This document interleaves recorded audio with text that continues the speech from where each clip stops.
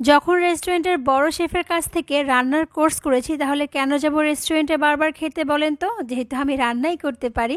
এই তো আমার শেখা রেস্টুরেন্টের মতো করে চিকেন ফ্রাই আর চিকেন চাউমিন করব পরিবারের জন্য।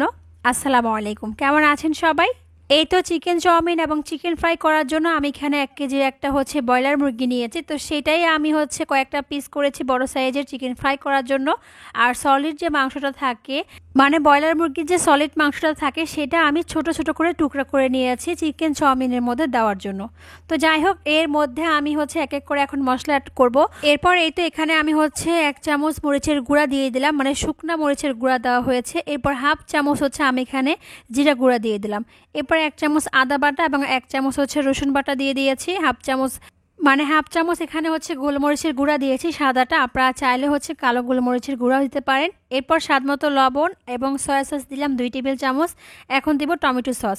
টমেটো সস এখানে আমি 4 টেবিল চামচ দিয়েছি। তো যা যা উপকরণ দিলাম এখন সব কিছু মাখিয়ে নেব। তার আগে এখানে 2 টেবিল চামচের মতো আমি এখানে লেবুর রস দিয়ে দিয়েছি। তো এই তো আমি সব কিছু খুব ভালো করে মাখিয়ে নিলাম। এখন এখানে অ্যাড করব 1/2 কাপ ময়দা এবং 1/2 কাপ কর্নফ্লাওয়ার, দুইটা মিলে আমি কিন্তু 1 কাপ দিয়েছি। এরপর একটা ডিম দিলাম।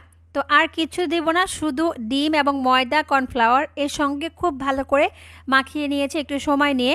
তারপর সামান্য একটু জর্দার কালার দিচ্ছি, দিয়ে আবার একটু ভালো করে মাখিয়ে এটা আমি আধা ঘন্টার মতো রেস্টে রেখে দেব। এতে করে চিকেন ফ্রাইটা কিন্তু খেতে খুব ভালো লাগবে।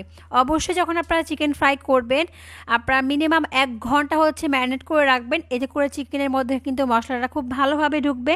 এতে করে কিন্তু চিকেন ফ্রাইটা খেতেও ভালো লাগবে। এরপর এই তো আমি কিন্তু এখানে নুডলস নিয়ে নিয়েছি চিকেন চাউমিন রান্না করার জন্য।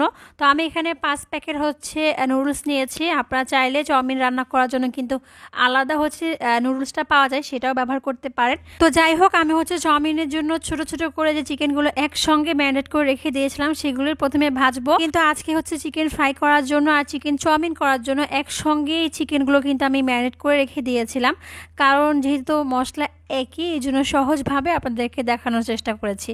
তো এই তো চিকেনগুলো কিন্তু ভাজতে বেশি একটা সময় লাগে না, অল্প সময়ের মধ্যে কিন্তু ভাজা হয়ে যায়। আমি এখন উঠিয়ে নিব। তো উঠিয়ে তেলগুলো ঝরিয়ে আমি এই তো রেখে দিলাম। তো এর মধ্যে আমি আবার চিকেনগুলো ফ্রাই করে নিব, বাকি যে চিকেনগুলো রয়েছে। এখন এই গরম তেলের মধ্যে চিকেনগুলো ফ্রাই করে নিব। 10 থেকে 15 মিনিটের মধ্যে চিকেনগুলো কিন্তু ভাজা হয়ে যাবে। মিডিয়াম জালে আমি কিন্তু চিকেনগুলো ভাজবো। আর এইখানে আমি নুডলসটা সেদ্ধ বসিয়ে দিয়েছি। গরম পানি আগেই দেওয়া ছিল। তো নুডলসগুলো দিয়ে এখন এখানে লবণ দেব পরিমাণ মতো। তারপর তেল দিয়ে দিলাম 1 টেবিল চামচের মতো। এতে করে নুডলসটাকে কিন্তু খুব ঝরঝরে হবে। আর এই নুডলসটা কিন্তু সেদ্ধ হতে অত বেশি সময় লাগে না, একটু সাবধানভাবে আর কি সেদ্ধ করে নিচ্ছি। বেশি সেদ্ধ হলে কিন্তু চাউমিনটা খেতে আর বেশি ভালো লাগবে না।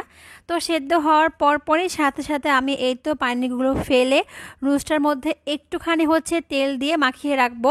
সামান্য একটু তেল দিয়ে মাখিয়ে রাখবো, এতে করে নুডলসগুলো খুব ঝরঝরে থাকবে, একটার সঙ্গে আর একটাও লাগবে না। তো যাই হোক, আমি এখন চাউমিনটা রান্না করে নিব। তো সেই জন্য এই কড়াইয়ের মধ্যে আমি পরিমাণ মতো তেল দিয়েছি। তারপরে 1/2 চামচ রসুন কুচি এবং 1/2 চামচ আমি এখানে আদা কুচি দিয়েছি।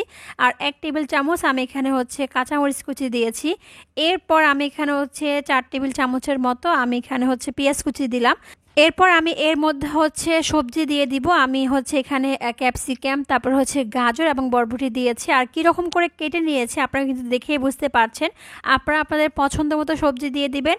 এখন আমি এখানে টমেটো সস দিয়ে দিচ্ছি 2 টেবিল চামচ। তারপরে আমি এখানে রেড চিলি সসটাও দিয়েছিলাম 2 টেবিল চামচ। এরপর আমি এখানে সয়া সস দিলাম 1 টেবিল চামচ। সামান্য একটু গোলমরিচের গুঁড়া দেবো, সামান্য বলতে 1/2 টেবিল চামচ আমি এখানে গোলমরিচের গুঁড়া দিয়ে দিচ্ছি।